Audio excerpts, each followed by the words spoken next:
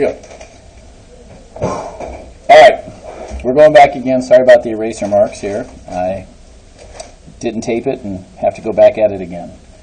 So we're working backwards. We have now a graph. We've got to create an equation out of the graph. So we are going to start by writing what we need. We need A, B, H, and K. And in this situation, they give us B. That is our base. All right, it lets us know what our parent function was. What we do need to find out is A, H, and K.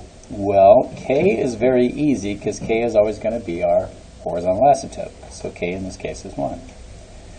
Now, whichever point they give you that is closest to your horizontal asymptote can be used to find A and H. So really, if you know a little bit, it's just one step to get the answer. So the reference point of 0, 1 turns into this, right? Turns into negative 1/3, negative 1/3. So what happens to 0, as you can see, right, H gets added to that. What happens to 1 is it gets multiplied by A and then added to K. Well, that is our shift that gives us negative 1/3 and negative 1/3. So this translation right here, transformation, turns 0, 1 into that. So if you look at the positions here, H is really negative 1/3. So I can come up here and write it. And A plus K is also negative 1/3. Well, if I plug in K, A plus 1 equals negative 1/3, which gives you an A value of negative 4/3 if I subtract 1 from both sides. So we have our equation. Let's write it out. All right. F of x equals A, negative 4/3, times our base, which was 2, to the x minus h, so it's x plus 1/3 plus 1. And our domain is always going to be all real numbers, so negative infinity to infinity. And our range is going to be from negative infinity right up to our asymptote of 1. We have one more to go. I don't think so. So not.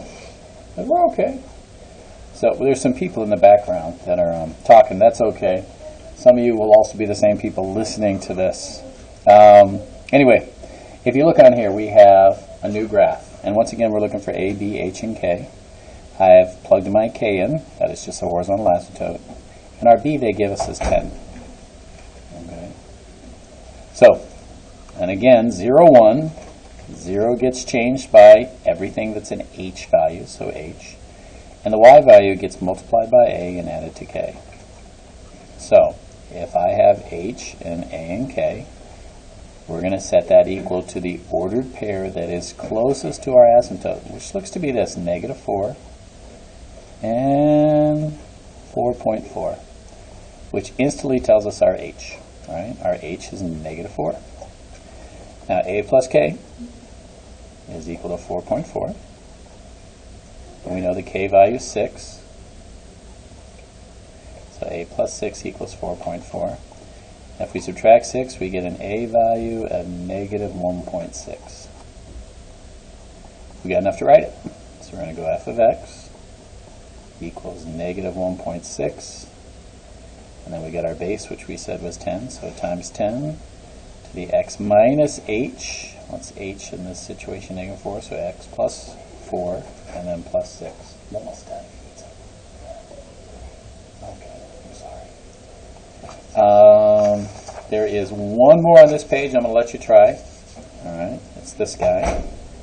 And make sure you do that. And we should probably write the domain and range of this guy before we go. So my domain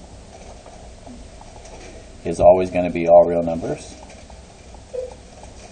And my range is going to be from the asymptote down or from negative infinity all the way up to the asymptote of 6. And there it is. Guys, have a good day. I'll see you on Monday.